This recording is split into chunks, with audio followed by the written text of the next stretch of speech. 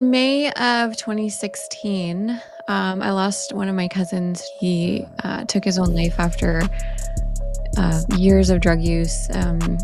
You'd think watching a cousin go through that kind of thing and end up there, it would deter me from using, but I actually use it as an excuse to use more. I would literally have these thoughts in my head before I go drinking of doing something like getting attention from a guy or flirting or doing something that would make me feel disgusting about myself. And I'd be like, okay, don't do that. And then I would get drunk and I would do exactly that. What's up, everybody? My name's Dan. This is Hard Knocks Talks. And in this episode, I talked to the Sober Biz Collective creator and woman in recovery, Brooke Robichaud. Brooke talked to me about growing up ashamed of her indigenous heritage, watching her family get sucked into gang life, using substances as men to cope with the pain, and how she broke free from it all. So let's get into it. What's up, Brooke? How are you? I'm doing well. How are you? I'm doing good. Thanks for joining me on such short notice. Holy cow. I just messaged you last night and here we are today. Yeah. Well, I'm a kind of go with the flow kind of girl. Yeah, I had a woman on last week, and one of the big parts of her recovery, also in the 12 steps, was that she found her spirituality, and one of the biggest things that she's learning to do with is go with the flow of the universe. And what that means to her is like when you sit and you by a river and you watch the river go by, right? And you want to learn to flow with that river and not swim against it. Same with the geese, they're flying this way. That's the flow of the universe, right? So Yeah. I have a new respect for that when someone says I just go with the flow.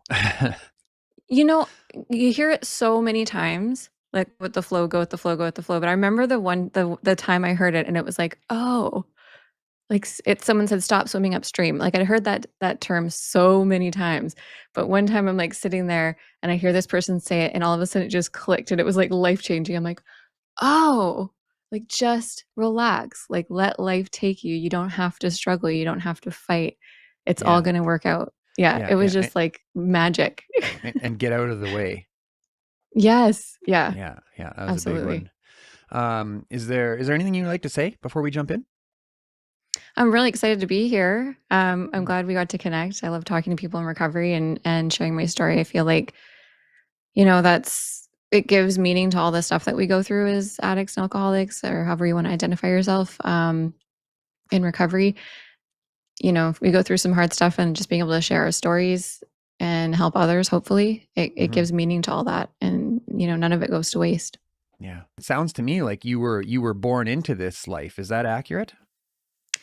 Yeah, it was not something I realized until I was much older in life. Because obviously your parents don't sit you down when you're a kid and say, "Hey, your grandmother was a heroin addict and everything." Like, I loved my grandma. She was one of my favorite people on earth. I love spending time with her. She was a real rough lady, definitely an alcoholic. I think she had put down harder drugs by the time I was conscious of our relationship.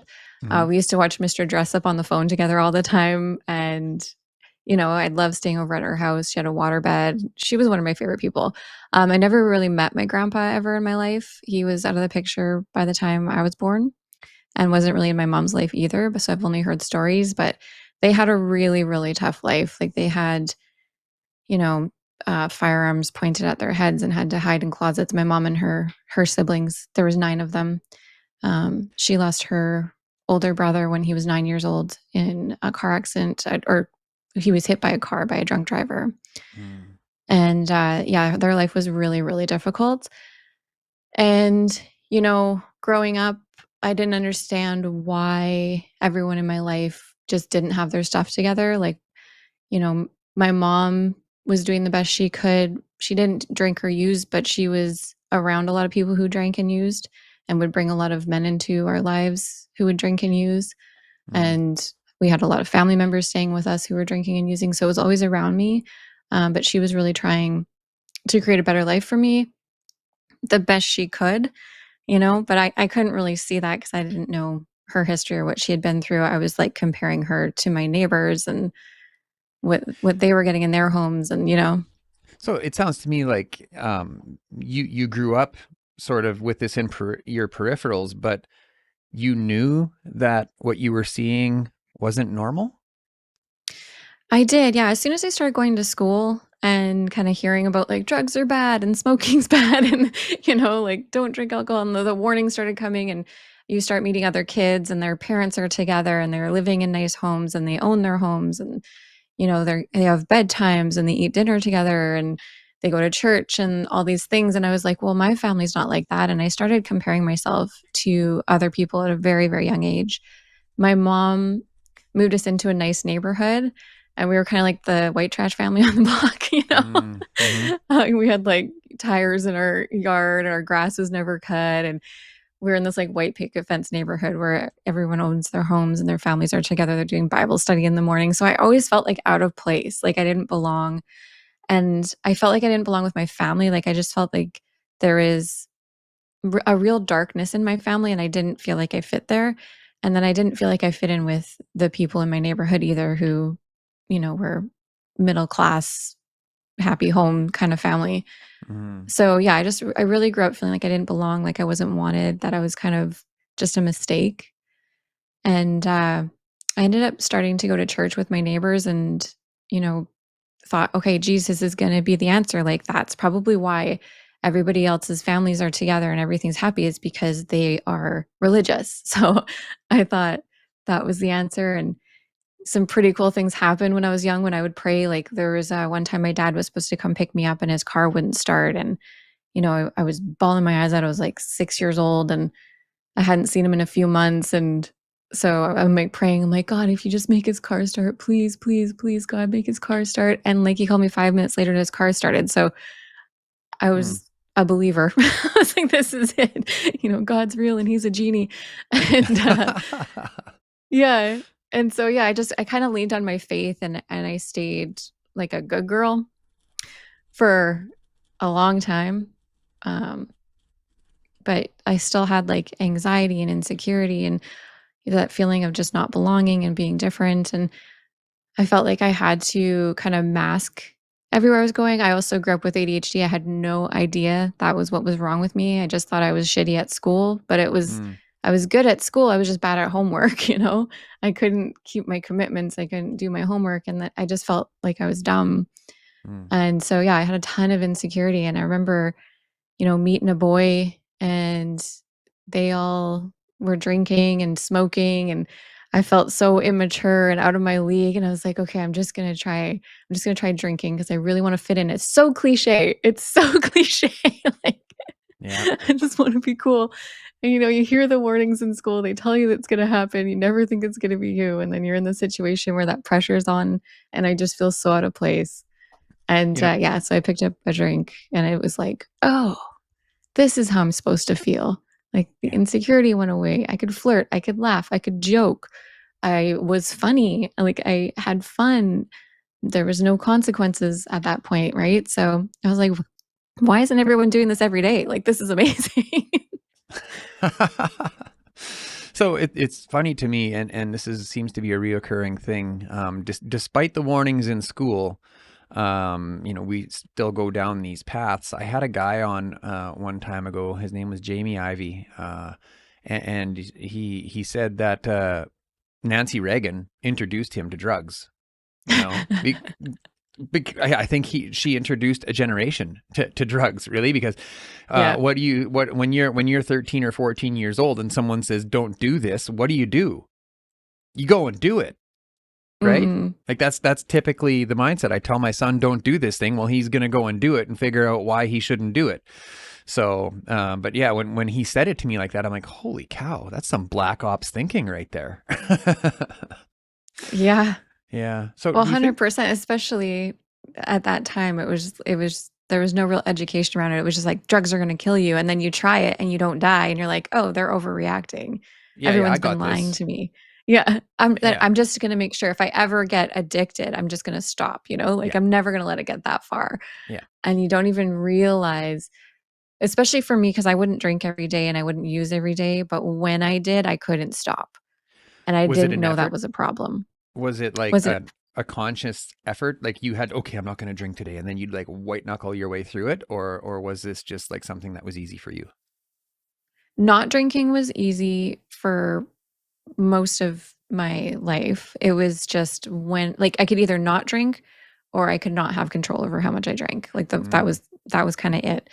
And so if I was going to go out drinking, I had to make sure like I didn't have stuff to do the next day, and I didn't, I when I got older, it's like I need space for like a 3-day hangover, or like 1 day for the sickness, 2 days for the guilt, and then like another day I can drink. So I was like just managing my life around alcohol, but I wasn't drinking every day. And Hmm. it was when I put drugs or substances or alcohol in my body, it was no control after that. And I would have no idea where I was going to end up. And I'd have no idea how much I was going to drink. There'd been a few times where I could be like, oh, I have to, when I got older and I had kids at home, it was like, oh, I have to get back to my kids. So I'm only going to have four. I have to get back because there's a babysitter. And I remember like putting down the fourth drink, being like, I have to leave now. And just feeling so angry and uncomfortable. And like I couldn't enjoy myself if I had to regulate my drinking. Mm. But I That's didn't know that was an issue. Like I thought everybody felt that way. I'm like, oh, I just like drinking. It's fun. Like, Yeah, yeah. Well, and to your defense, everyone around you probably did enjoy drinking, and it was fun for a bit. Yeah. So, it's interesting, and what an entrepreneurial thing to do. Hey, scheduling 2 days for the guilt that you know that's coming. Like, was that really part of your mindset? Like at any point? 100%. Yeah. I had my own business doing wedding videography, and I was working with kids. And that was a very part-time job. So I had a little bit of flexibility. Like most of my working was on Saturdays. So I would drink Saturday night after work because I wouldn't drink at work because I knew they brides and grooms would be like, oh, have a drink with us, whatever. I'm like, no, because if I put a drink in my body, I don't know what's going to happen next. So Mm, I knew that. So I wouldn't drink until I was done work. And then I would pick up a drink and then drink Saturday into Sunday, be hungover and feel the guilt and shame, whatever, get my stuff done on Wednesday and then drink Wednesday night, guilt and shame and hangover. And then Saturday I'd be working again. So mm, it was, it was very unmanageable. And, I felt like a fraud. I felt like if anyone knew what I was up to, they wouldn't want me at their wedding. They wouldn't want me around their husbands. They wouldn't want me around their kids. Like, I just I mm, felt so gross and disgusting and couldn't, like, live with myself, and, uh and yeah, that happened so quickly. I prior to my last, bit of drinking, I actually just celebrated 8 years sober, oh, August 2nd. congrats. Yeah, so thanks. So it was BC Day long weekend. Just took me up. But prior to that, I had been sober for a year because I had quit drinking, I had quit smoking, and then a month later, I had gotten pregnant. And at the time, I was running a little thrift store. I had just opened like a year before that. And I really noticed that alcohol was getting in the way of that dream of mine. Like I had this little store, me and my husband had just got together and we moved in together and life was getting really good. And I had gotten this job at an art center teaching like videography to kids and assisting classes and stuff. And I just felt like I was growing up and I was maturing. And then I opened my own store and I'm like, okay, this is it. Like this is my life is gonna start. I'm not gonna be like my family. The curse ends here, Mm-hmm. and and I started getting my life together. I had a friend pass away who had been trying to get sober. He passed away from an overdose, and I decided, okay, I'm not using, I'm not drinking. Like I just got to get it out of my life. So I had quit for a month, and then I got pregnant with my second son, and stayed sober through the pregnancy. Stayed sober for a few months after, but he was born 2 months premature, and I ended up getting really bad postpartum depression and had this little preemie baby, and my hormones were crazy. Everything felt scary and overwhelming. And I was just like, sure, he was going to die at any minute. And I didn't have any tools. I didn't have any support groups. I didn't have any friends that were sober. I didn't have anywhere to go to get help. I didn't know how to advocate for myself. And like alcohol was the only thing I knew that worked to take away that feeling, that uneasiness, that anxiety, that doom and gloom feeling. Like I knew alcohol worked for that. So I started drinking again at a party. I've had to force myself to drink. I didn't even want to. I was just like, I know if I drink, I'll be okay in my skin and I can sit in this room with these people. Mm-hmm. Mm-hmm. So I forced myself to get drunk. And then within 2 years, I had started doing drugs again. And I was doing things I hadn't done since I was a teenager. And, I was lying, I was cheating, I was just someone I didn't even recognize, everything I didn't want to be when I was younger, right? Like I was Hmm. living out I was just the worst person that I could have possibly became. If I put out a roadmap and was like, this is how to be shitty and have a shitty life, I couldn't even have like mapped out how crappy things got for me, you know? Like Yeah. it was so bad and I just couldn't look myself in the mirror anymore. And I just felt like I was living a lie and I felt like a fraud. Hmm. It's this runs in your family, right? And you Yeah. said that your grandfather was indigenous, and you mentioned he was a gangster, and your mom and your grandma, and that trickled down into your mother, right? Um, do you think that there was any intergenerational trauma that you were dealing with, like stuff that may not have necessarily even been yours, because we know that trauma, if we want to talk about epigenetics, that trauma can be passed down, right? So Yeah. have you come to any place, like, do you think that might have played a role in what got you started into your addiction? Yeah, well, learning about that stuff, I can't even imagine that. Like, I would be a statistical anomaly if I ended up okay without any problems. With what my parents went through and my grandparents went through, there's absolutely intergenerational trauma for sure. There was also a lot of shame around having Indigenous heritage when I was younger, like in the 90s. Mm-hmm. And I was told at a very young age not to tell anybody that my grandfather was Indigenous and my grandmother didn't want anyone to know. And, I was told that people wouldn't loan you money, that you wouldn't be able to rent a house, that no one would hire you if they knew you were Indigenous. So I was like taught at a really young age to like hide that. And it wasn't until high school when I got to take part in they called it the Aboriginal Circle, but that's an outdated term now. But the Indigenous Circle at my high school, got to, I got to learn part of my heritage and I got to learn how to smudge and I got some like connection with the earth and with some tools and things that I hadn't been able to learn about up until then. So um, in 2020, I actually did an Indigenous relapse prevention program, and there was so much healing and just I don't even know how to explain it. Like I felt something unlock in me going through that program of like, oh my gosh, this I was still carrying around a lot of shame even in 2020, even after learning everything I'd learned about Indigenous culture and what had happened and how hard it was for Indigenous people growing up in BC here where I live. Yeah, so even learning all that, like I still held a lot of shame and felt like it was something I didn't really want to talk about. And then doing the Indigenous relapse prevention program and connecting with like cedar as a healing tool and water as a healing tool and getting back into smudging and spiritual practices, like it connected me more spiritually than I ever had been in my recovery up until that point. Mm-hmm. I also want to know about the moving into I would say like a rich neighborhood. Yeah. Yeah. Would you say that, do you think that brought more harm than good to you? There's two no, I think everything happens for a reason, and if I hadn't seen that around me and I thought what I was living in was normal, then maybe I would never even question it, Mm-hmm. and I might have gone down a bad path earlier, or I might have stayed there because that would have been my normal life, and I wouldn't have known anything different, right? Mm-hmm. Um, I did an amends with my mom when I was 4 years sober, and we had a really long talk about my childhood because she asked me, she's like, "It wasn't that bad, was it?" And I was like, "Where was it good? Can you tell me? Like, can you give me some examples of where it was good?" And we had a long talk, and she's like, "Well, I made sure we always lived in a nice house." And I'm like, "Yeah." And I always felt different. I always felt like I didn't belong because of that. And I always felt like I wasn't loved or wanted because I was seeing all these kids like get love and get, new clothes for school and all these things, and no one was doing that for me, so I always felt not enough, right? Mm-hmm. And she's like, "Well, I just didn't want you to grow up how I grew up in the projects and around gangsters and all that kind of stuff and violence, and I didn't want that for you." And I was like, "Well, that was your problem because if I would have grown up in the projects, I probably would have thought you were a great mom. Like you would have looked like a standout mother in the You set the projects, bar pretty right?" high, Mom. You really did. Yeah.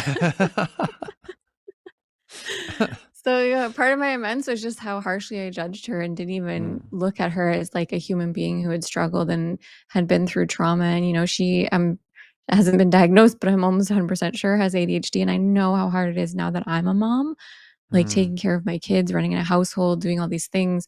When you aren't neurotypical, it takes 10 times the energy and the effort. And if you don't know what's going on and you don't have tools or support, a family to help with your kids, all that kind of stuff, like, uh, it's hard. It's really, really difficult. And I didn't give her much grace and I held her to some really high standards. So that was mm. part of my amends to her. You were quite entrepreneurial all the way through. I mean, you mentioned starting a thrift shop, and and today, you're still an entrepreneur and all that. So, was that something you came by naturally? Because it sounds like you were pretty productive throughout.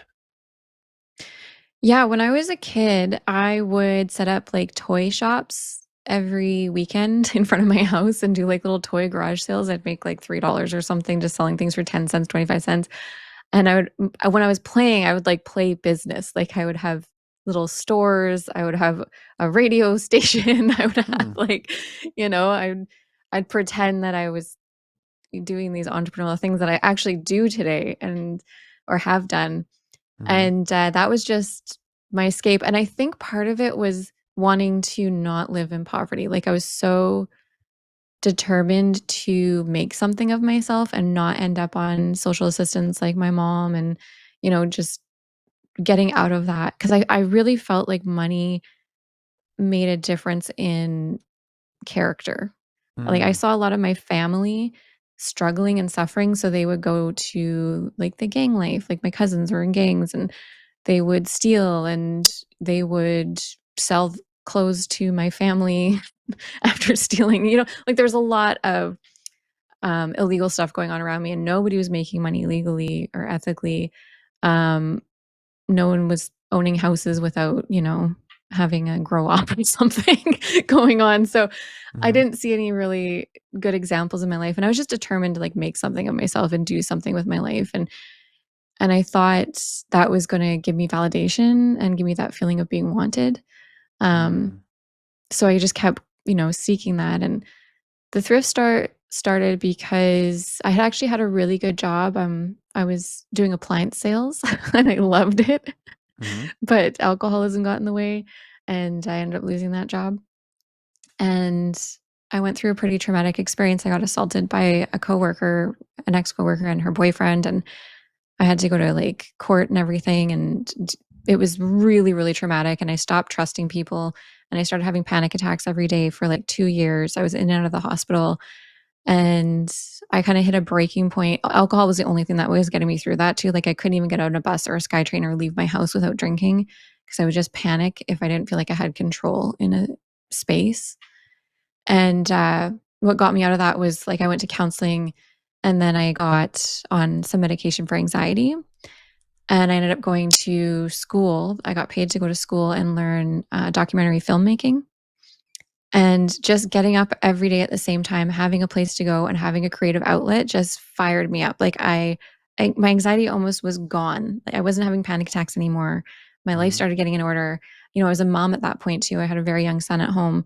I had him at 19 years old, so I was growing up with him, and life started getting really good. And I was like, well, I want like to try everything. I want all my dreams to come true. And I had this idea of starting a thrift store for a long time and, things just fell into place. Something that we haven't really touched on is relationships. Now it sounds, like you had a child at 19. You've mentioned a husband a few times. Has the status of your relationships sort of had like a gauge on your substance use in the past? So when I was 18, I got pregnant with my son. That was my first boyfriend. We kind of reconnected. We had broken up. We started dating when I was 16. And then we broke up for like a year and a half. And then we reconnected briefly. And I ended up getting pregnant with my oldest son. Mm-hmm. So that relationship is really where my alcoholism and drug addiction started.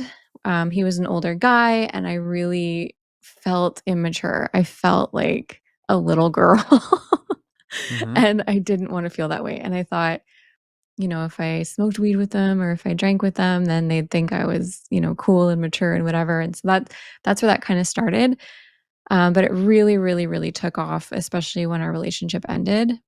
Mhm. And then I kept going like, okay, what else can make me feel good? If this made me feel good, what else could make me feel good? What else can make me feel good? And from that point, it was like a lot of drugs, a lot of using alcoholism and men and different relationships to try and like fill that hole of being wanted, and a lot of toxic, abusive, manipulative relationships. Mm. Um, and we reconnected and ended up getting back together for a bit to raise my son until he was about a year old. And then we parted ways again. And yeah, I don't know that relationships changed my alcohol use or my drug use. They definitely the drug use ruined relationships for sure, Yeah, yeah. and had me choosing men that I probably wouldn't with a sane mind. But my husband, when me and him got together, I'd actually met him when I was 14 at the mall. Me and my cousins were there, and this is before I ever tried drugs or alcohol. I was really into Avril Lavigne, and then there was this little group of skater boys sitting by a McDonald's, and Oh no. you know, so Damn it, I went to my Avril. cousin. I know. she- so me and my cousins were hungry, but we had no money, and I was like, "Watch this, ladies!" And I go strutting over to this group of boys. I'm like, "Does anybody want to buy us French fries?" Oh my God. Did it work? It worked. Oh, So this guy us said, boys, we "Yeah." have no backbones at all. I know. His friends were like, "You're such a loser." Um, but yeah, so he bought us French fries and we hung out and held hands and sat on a curb, and we ended up talking on the phone for like 2 weeks, and I thought he was my boyfriend. And then we went and saw a movie, but he didn't pay for me, and I was like, "Well, what? What is this? Maybe we should just Mm. be friends." And he was like, "I thought we were just friends." I was Oh no. heartbroken. So I listened to Simple Plan for 2 weeks and cried myself to sleep, and then um, yeah, 10 years later, I was at a karaoke bar and he sat down next to me, and I'm looking at him like, I know you from somewhere, but I can't put my finger on it." And then I like looked him up on Facebook later and I saw his name. I called him because his number was on Facebook. And I was like, "Are you Daniel Jr.?" And he's like, "Who is this?" And I was like, "You bought me French fries when I was 14." And he vaguely Hmm. remembered it. Then we started dating and now we're married. So Oh, to this day.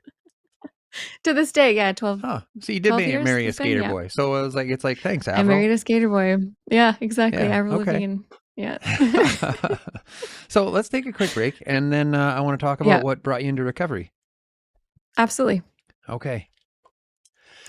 Okay, EHN Canada is Canada's leading provider of mental health and addiction services, providing evidence-based, medically assisted care with 1-year wraparound services for those suffering from substance use disorder. In Saskatchewan, their care is 100% supported by Sask Health. To learn more, find their link in the show notes below. Métis Nation Saskatchewan has announced its path for the pursuit of self-government. As an MNS citizen, I am proud to see my government fight to protect my rights. This is our moment. To learn more about the treaty and our path to self-government, go to ourmoment.ca. Pine Lodge, the treatment center I went to 7 years ago when I got sober, offers inpatient addictions treatment and aftercare programming in Regina, Saskatchewan. To inquire about services or make a donation, call 306 510 1891. Wellness News Choice for Healthy Living is a local resource that works to connect people to health and wellness related products, services, and expert advice from industry professionals, locally allowing us to connect and engage. Check out wellnessnews.ca or skwellnesshub.ca today to learn more. To make contact or learn more about all of today's sponsors, check out our merch, or if you want to show us some love and buy us a coffee, all of those links are also in the show notes below. So, what was it then? What was it that brought you into recovery? Yeah, so in May of 2016, I lost one of my cousins to suicide. He Mm, took his own life after years of drug use. He was into meth, and he it had eaten holes in his brain, and he had gone very mentally ill and checked himself into a hospital. And the hospital let him go against his mother's wishes. His mother wanted to be, my auntie wanted to be there with him and said, "Do not let him go. He is serious. He is going to take his life. Do not let him go. I will pick him up."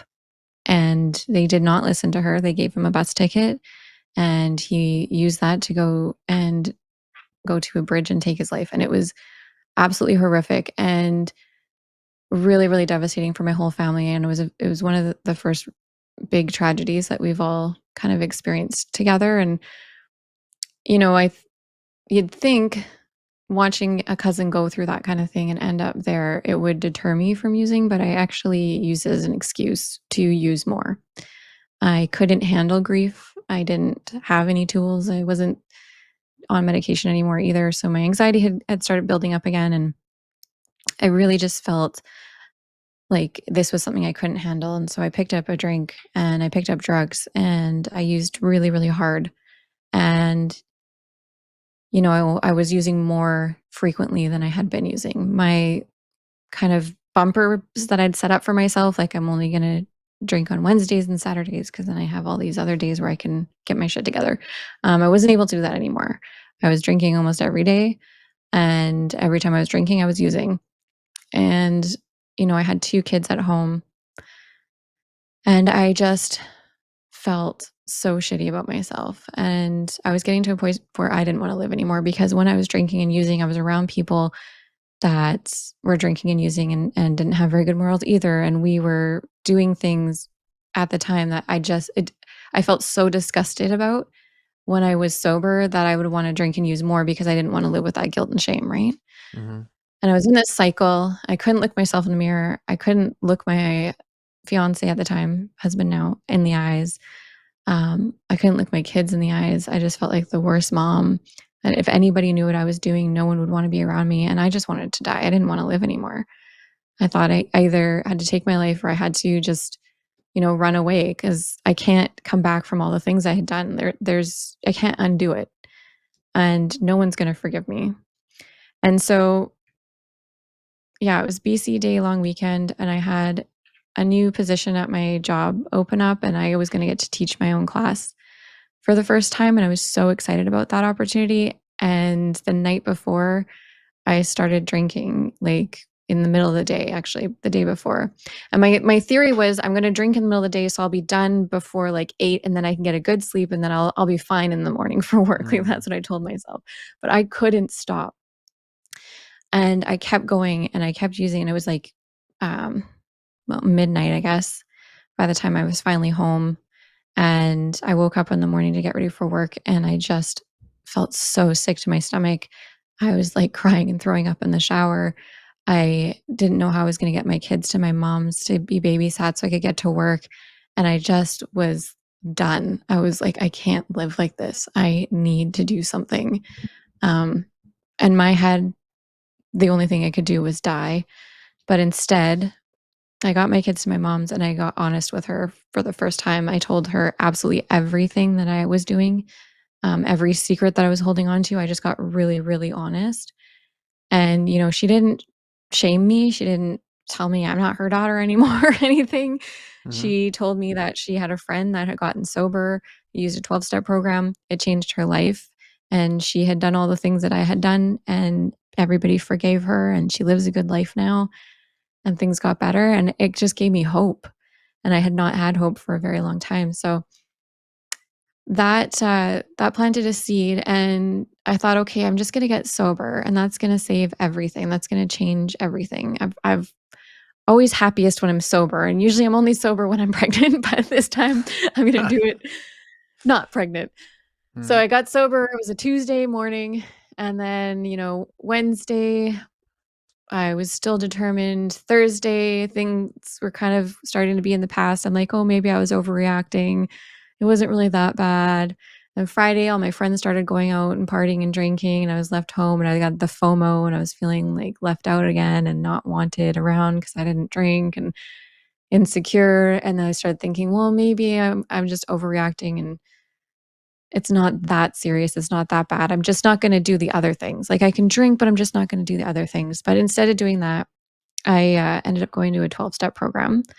I walked into the room. It was absolutely terrifying. It was in the basement of a hospital, and there was like all these empty hospital beds. I felt like I was in a morgue, and it was pitch black because I was a half an hour early. I thought it started at 7, but it started at 7:30. And so I'm going through this like black hallway, and there's just this like little light at the end of the hallway where the room is that they're setting up. And there's just this one old man who had no business setting up chairs, just like slowly pulling chairs out and setting up chairs. And I'm like, what is this hell? Like, Yeah, and I You know. remember thinking too, I'm like, "Oh, fuck, I'm gonna have to help him." Like, this is you know? And Yeah. so I'm, like, there, and I'm, like, helping him set up chairs and everything and just thinking, like, "Oh, what is my life? Why am I here?" And, I don't remember anything I really heard from that meeting, but I saw on the board they had set up, it said, like, "You are powerless over alcohol." That was step 1, Mm, and your life had become unmanageable. And I had never considered that maybe I didn't have a choice, that maybe I was powerless over alcohol. I thought I was just a shitty person who was born bad and was cursed and was always gonna end up bad no matter what I wanted. mm, I didn't think maybe I didn't have a choice. So that really intrigued me. I was like, "Okay, um, if I believe that and I get help for that, then maybe life can change." And it really, really changed something in me. I haven't had to pick up a drug or a drink since learning that information, but, it was a long road to get to a point where I could handle life mhm. without drugs and alcohol. Like, there's a lot of healing that has to happen. There's a lot Yeah. more steps in that program than just learning you're powerless. Yeah, yeah. But that one hit me really, really hard. So the way that you said it there was like it's almost like, "Oh, this isn't my fault. Right on." You Yeah, know? that was This is alcohol's fault. yeah. Oh my god, no, it was. It was, like a relief for me Mhm. to just have any other explanation. Mm, And I had what they call in the program, they call it the gift of desperation. mhm, So I was willing to do anything because my other option was I'm out of this planet, like, I can't do this anymore, you know? mhm, Um, so yeah, that for me felt like freedom. And I know a lot of people don't like calling themselves powerless because it's you know, if you believe in law of attraction and other things and subconscious, like what your subconscious believes and all that kind of stuff, like calling yourself powerless can feel very negative. For me, it was a relief. For me, it felt like freedom. It was like, I can't control this thing and I don't need to try because I can't. mhm. And for me, the powerlessness is alcohol. Like, or well, it's alcohol, it's drugs, it's men, it's anything that gives me dopamine, pretty much food. But Yeah, yeah, yeah. um, but it was freedom for me. It really did. It felt like just such a relief, and maybe it was just my ego being like, "See, it's not your fault." I knew this wasn't my fault. I knew it. Yeah. Yeah. Thanks, old man. Yeah. Yeah, yeah. The concept of powerlessness for me has changed Yeah. over my recovery, and my understanding of it has changed. But what sits with me best is like I'm powerless that these things exist. But where my powerlessness ends is at my ability to make a choice. I can Mhm. choose to put that first drink in my mouth, or that first line up my nose. I can make that choice. I am not powerless over that. Yeah. What happens next, however, after I do that is another matter. Would you agree? Mhm. Yeah, to some extent, I definitely agree. I think I've gained, a choice now that I've done the work. Mm-hmm.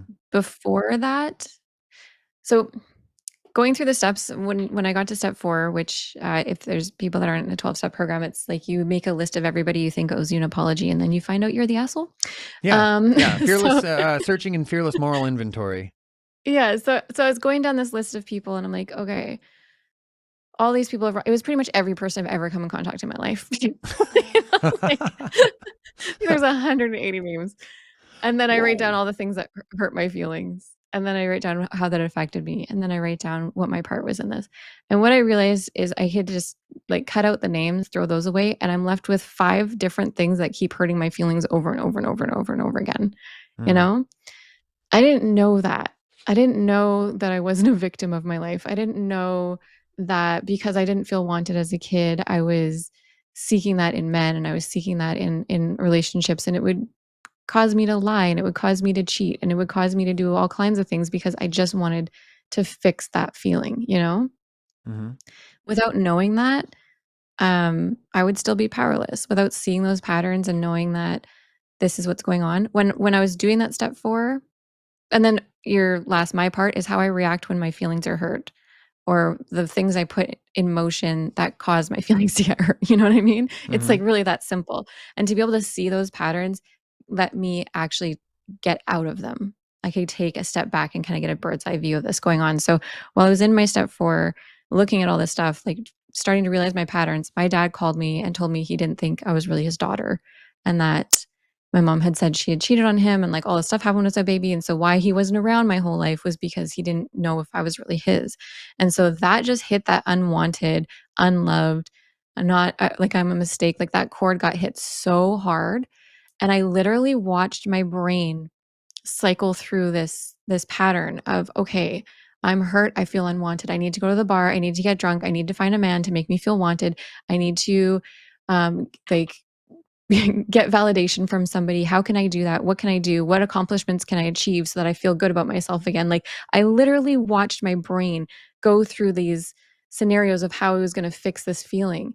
And instead of reacting or acting on it, I sat in the feeling. I called people on my support list. I talked it out.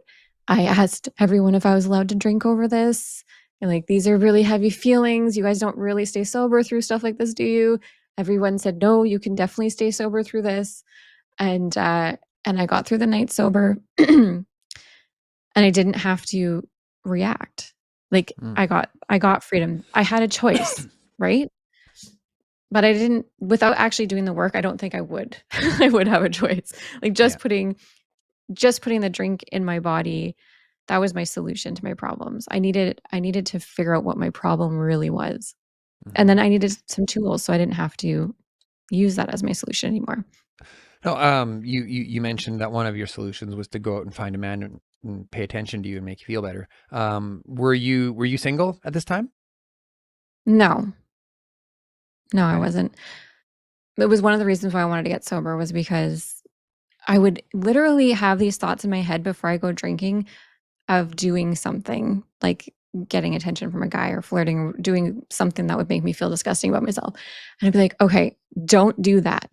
And then I would get drunk and I would do exactly that. I would do whatever my worst nightmare, grossest intrusive thought was, I would Hmm. just act out when I would get blackout drunk. And I don't know why, but it was like, okay, I was called Brunk. It was Brooke drunk when I was drinking. Okay. And so when I was a teenager, like I was babysitting my foster mom's house and her cats, or I guess she was my parental guardian. I call her my foster mom, my fairy godmother, but she was like my parental guardian at the time. And she, like, I was babysitting her house. She said, "Don't have any parties, don't light any fires, don't kill any animals, and don't break out down the house." So I had a party. There was a fire in the kitchen because of the party. One of the cats died, and I drove my car into the side of her house. It was like everything I was told not to do, I would do when I was drinking. So I do stand up now and I say, like, Brooke heard rules. Brunk here's to-do list. Like this is how I'm going to act, you know? So yeah, it was. And honestly, like when I got sober, that didn't completely end right away. It took me a long time to not have to get attention from men. It took me doing the steps and actually working on myself. I would still like seek attention. I wouldn't go to the lengths I would when I was drinking by any means whatsoever. I couldn't do that sober. I couldn't live with the guilt without having Hmm. alcohol Hmm. to kind of ease that pain, right?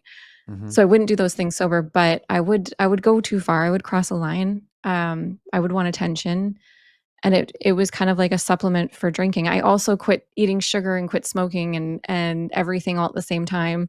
So I had nothing, and I was like, a man made me feel good. Now I feel better, and this is what I need all the time. You know what I mean? Yeah. So like showing up to meetings looking like $1 million type thing. Yeah, yeah, Yeah. like flirting and all that kind of stuff. I had, I had a pretty intense, long affair that was one of the reasons why I got sober, and I would, seek attention from him or messages or whatever, back and forth, and it wouldn't cross the line, but cross Hmm. lines, and living with that stuff sober is impossible. My Mm. my body like was rejecting itself. I felt so uncomfortable in my own skin. So, one of the things I did after I did that step 4 was I was like, okay, I know the promises come in step 9. So I'm just going to start telling everybody everything now. Oh So I no. don't have to feel this feeling that I'm feeling after my dad said that to me, right? Because I'm like, I don't want to act out. I don't want to get attention. I don't want to go back to this affair. I don't want to do these things anymore. I want to be a different person, but I don't know how. So step 9 is the answer. And I didn't even have like an amends list or anything ready. I hadn't even done my step 5 yet.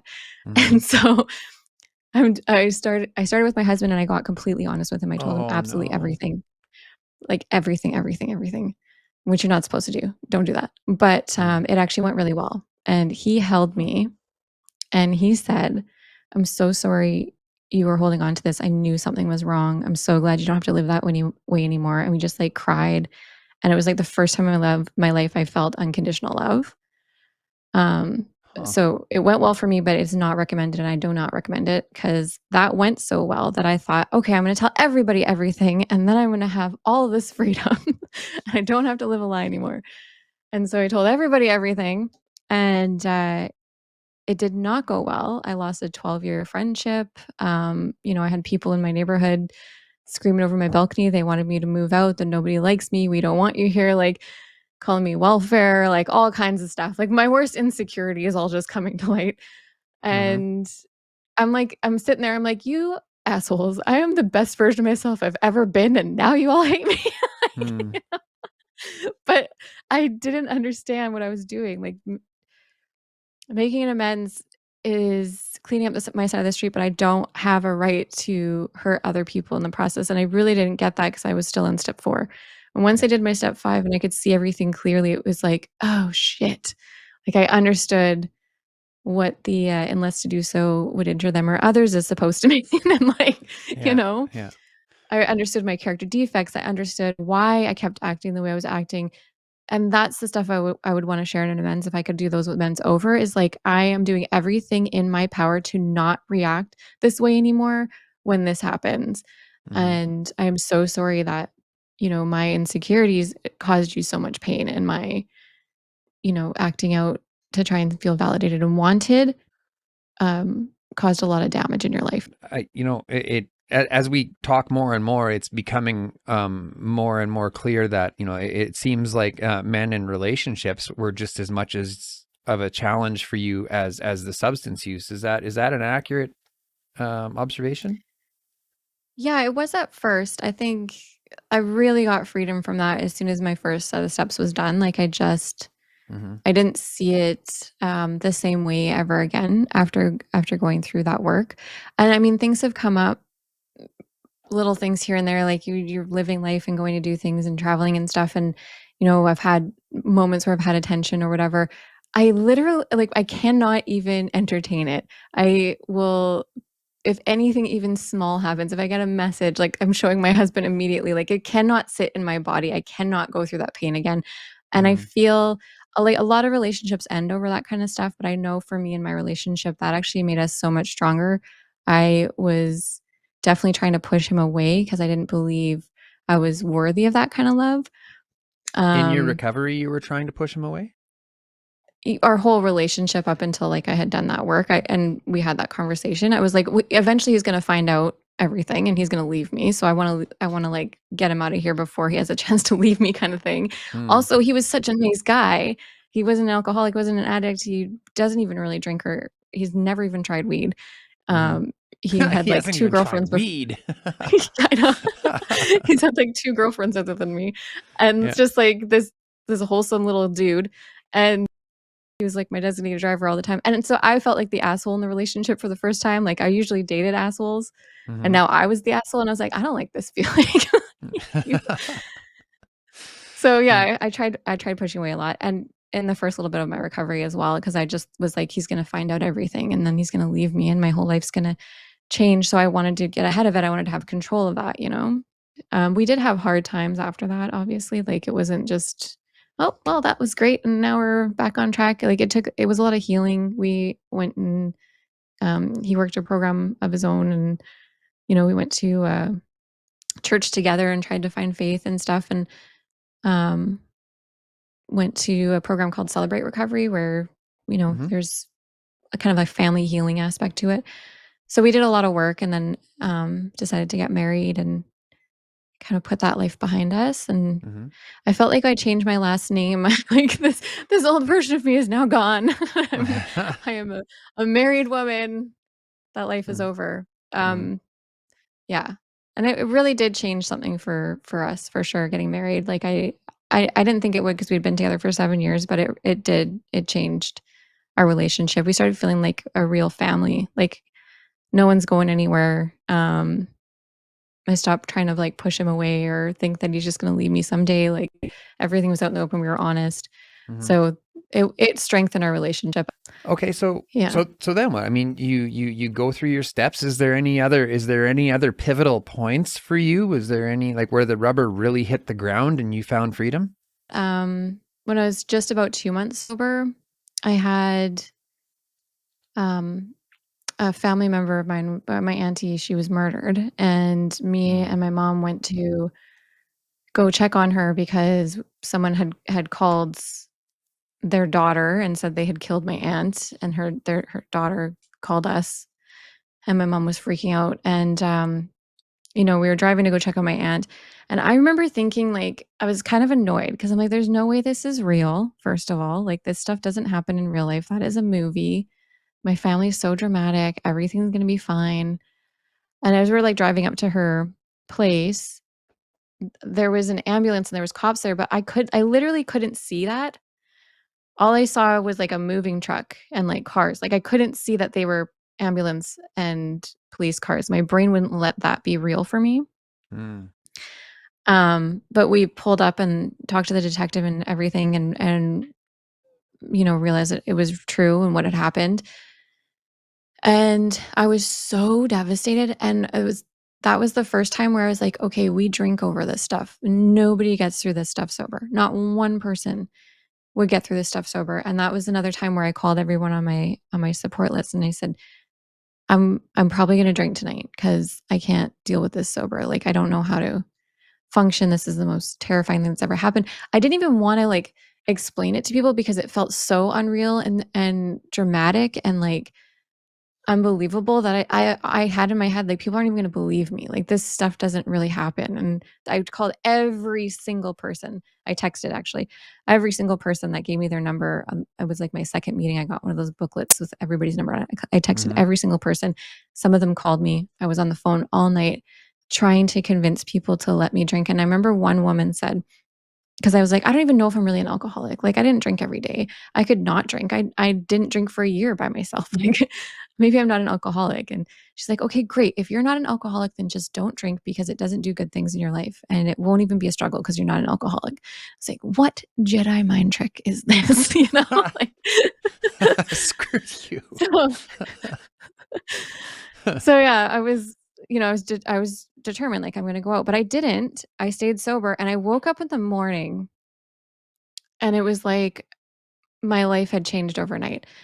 I was grieving, I was upset, but I also was free. I was like, alcohol doesn't have me anymore. I didn't have to drink. I couldn't even have a fight with my mom on the phone without drinking before, Mhm. like, any feeling, happy, sad, whatever, I needed alcohol, and I just got through something that was the hardest thing I'd ever been through, and I didn't have to drink that night. So, that really cemented recovery for me, that moment. Mhm. And that was what propelled me to wanna, like, continue and do the work and everything. But doing my step 5 was kind of the time where it was like, "Okay, everything's clicked for me, and not only do I not have to drink, I never have to be that person again that's hurting other people, that's living a lie, that's, just hates myself. I don't have Mhm. to live that way anymore. I can change." And, I stopped feeling powerless. I stopped feeling like life was happening to me, and I felt like I had some control back. I felt like I had a higher power in my life finally. Um, I was going through a really difficult time because I just lost all my friends, Yeah. and life changed so drastically overnight. But, at the same time, it was like I just had hope. Like, I have never been hopeless. Yeah. Not one moment have I felt hopeless since coming into a program of recovery. I've been through traumatic thing after traumatic thing after traumatic thing, and I've never felt like it's not gonna get better. Like, I've always had hope Yeah. since Uh, being in a 12-step program. Man, step 6 is a step that just gets looked over. Do you know what I Yeah. mean? Like it's that becoming willing to have these defects removed, and it sounds to me like that you found that willingness in step 5.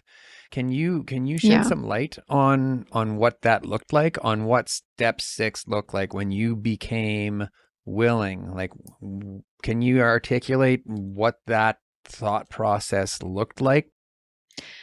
I would still have thoughts, but I wouldn't react to them. Meditation was a huge part of that, just Hmm. learning how to allow thoughts to move through my head and not create a feeling out of them, not create an action out of them, like just letting them be thoughts. Mm-hmm. That was a huge, huge help to me. But first I had to learn, okay, I looked at like all my character defects, all the things that I had been doing, all the ways I've been reacting and knowing this is not who I want to be.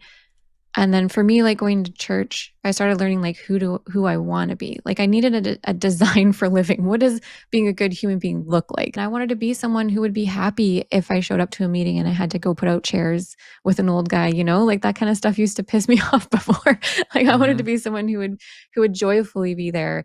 And I wanted to be someone who did what I say I was going to do and showed up and was faithful to my husband and my family and was a good mom and all these things. And so for me, having that kind of ideals list really helped me. And I'm not going to reach them instantly, obviously. Like I put a lot of pressure on myself to try and reach them, but there was a lot of healing that had to do for me to get there. And I had to learn about being neurodivergent and having ADHD and like, how can I actually be someone who has a clean house and feels organized and reliable when my brain doesn't work? Mm-hmm. And so I had to learn tools in that sense as well on how to set up some tools and some things for me to actually achieve these goals that I have for myself or some grace for myself if I need to because maybe I'm just not meant to be someone with a clean home 24 hours a day, you know? Mm-hmm. But going through step 6, it's probably one of the hardest for me because there's so many um it's just hard to let go of some things like sarcasm and Yeah. things that serve you well. Mm-hmm. But I also think prayer really, really helped me on a spiritual level, but also on a like neurological level because when I would have these thoughts going in my head, around men, I think was one of the hardest things to break. So when I'd have those thoughts around men or whatever, I'd have somebody's name pop in my head, for instance, and then I would be like, "That person needs you, God, please be with them right now," instead of continuing down the thought process of like, "Oh, I should text them and reach out, blah, blah, blah, blah." Mm-hmm. I would just, like, pray for them in that moment, and it took a long time for that to work, but it really worked, like, it just started creating new pathways in my brain that stopped me from taking action when I had those thoughts, you know what I mean? Now, was there a defining moment between step 6 and step 7 where you became willing, but in step 7, you actually ask him to remove these defects? Basically, it was just, like, full of prayer all the time. I was so hardcore for Jesus at the time. I was, like, getting baptized. I was like, "This is gonna be my life forever." Mm-hmm. Um, yeah, my husband got a little concerned, actually. He's like, "Are you, like, a Bible thumper now? Like, what's happening?" Because I am a very all or nothing kind of person. Like, I'm just Mm-hmm. like, I don't wanna be that person, so I'm gonna be this person. All I'm the gonna way. be like, I'm gonna join their worship team. I'm gonna be a leader in church. I'm gonna, like, like, anything I can do to get away from who I was. But it's all part of addiction, I think. Like, even that's not healthy, and I had to find some, like, middle ground and really, like, explore what spirituality meant for me, but at the time, it really worked. Um, it helped me just have a set of morals and ideals to try and live up to and, like, ask God to what I would pray for was, like, "Help me be more like you and less like me." Mm. Um, and that would really help. I also learned a new prayer last year, or was it the year before? But it was like, "God, show me what you love about me today. Show me what I'm doing that's making you proud." Mm-hmm. And I really loved that rather than like take my will in my life and everything. I'm a piece of garbage and you Mm-hmm. do it. I want your will, not mine, and all that kind of stuff, which served me well. Let's talk about longer term recovery. These struggles, they don't end after we No. finish our first set of steps. And quite oftentimes, things that once brought us healing in early recovery, they come to a place where they no longer serve us. Have you had any Yeah. experiences like that where you've had to like develop your spiritual practices or your spiritual understandings in order to keep moving forward in your life? Yeah, I've had a huge journey with that. I just in the first little bit of my recovery, things just kept getting better. Like there was some really hard moments for sure, but they just the roller coaster was like up and down, up and down, up and down, and it kept going up. Like things were getting better and better and better and better for like the first 2 years.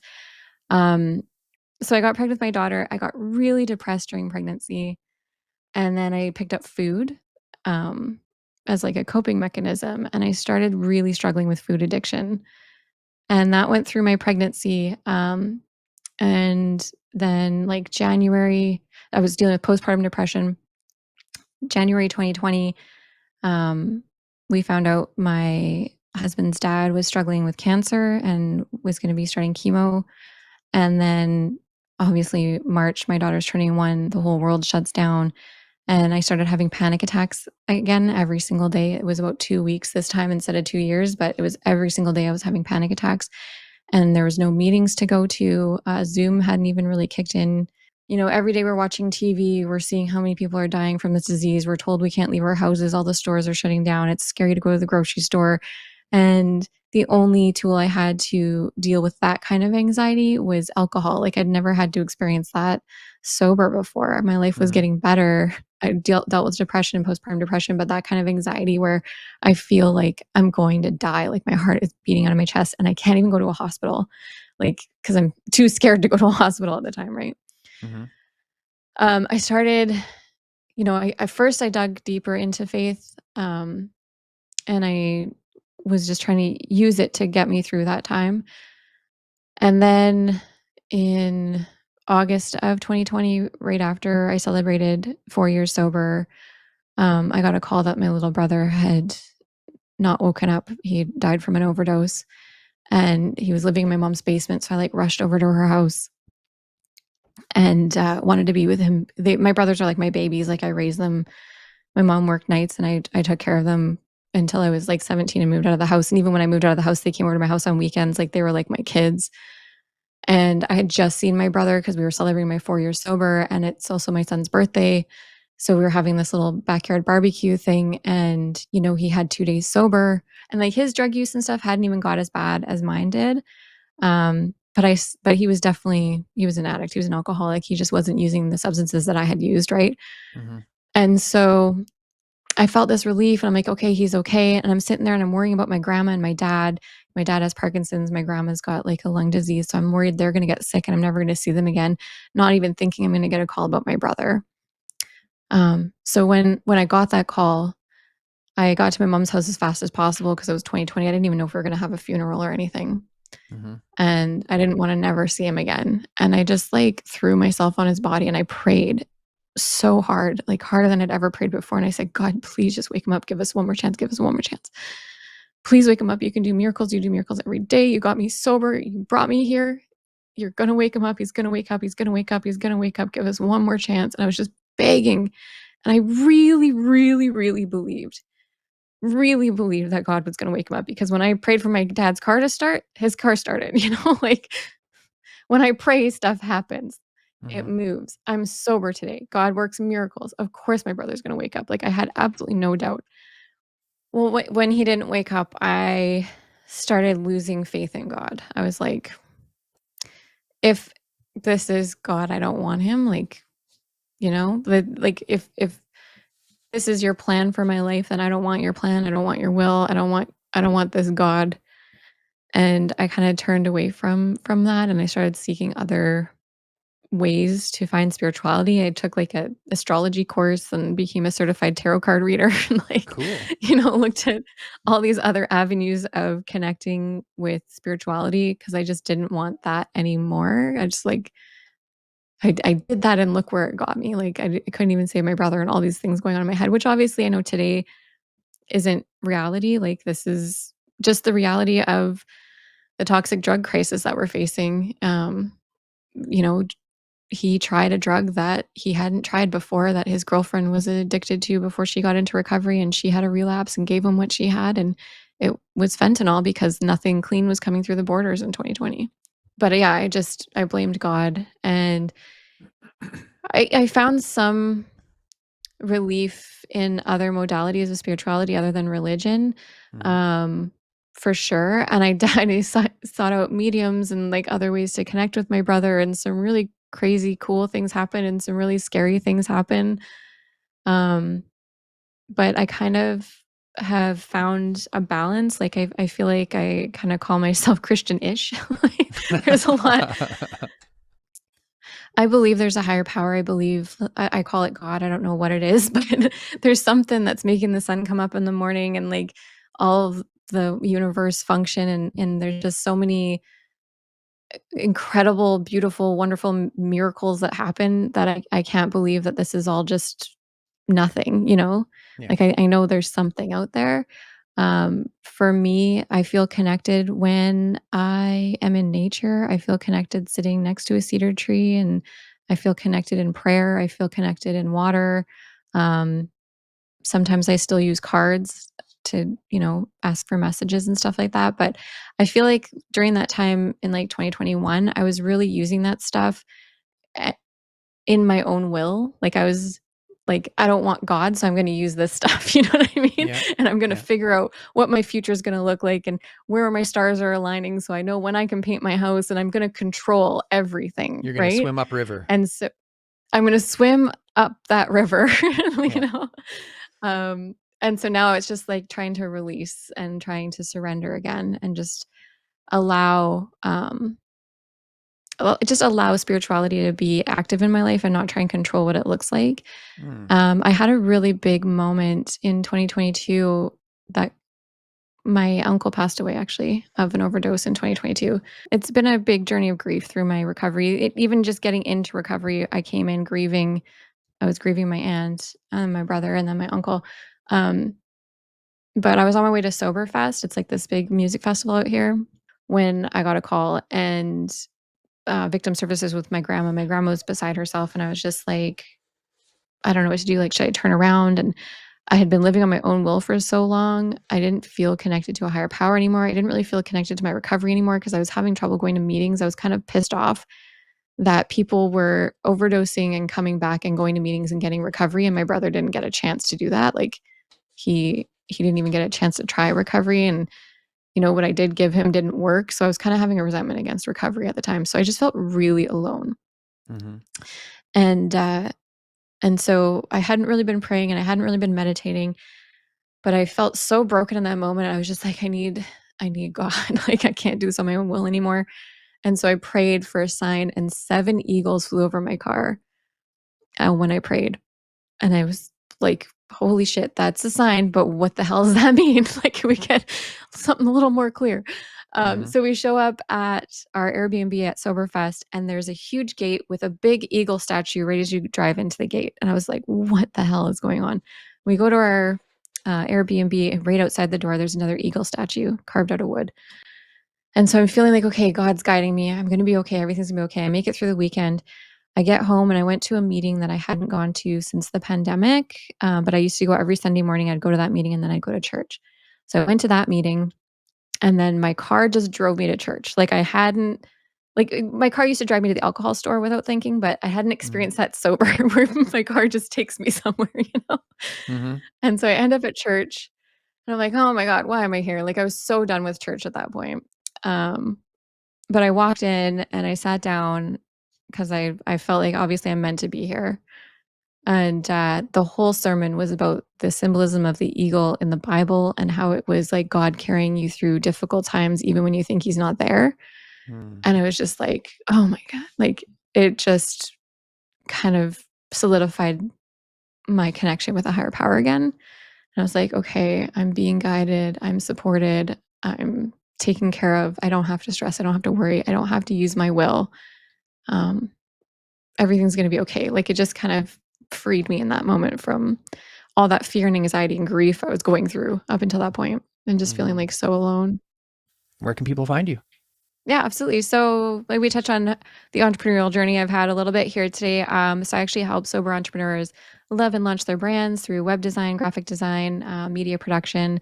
I've been helping them like launch podcasts, self-publish books, create websites, that kind of stuff. I like to help people who want to help people, you know.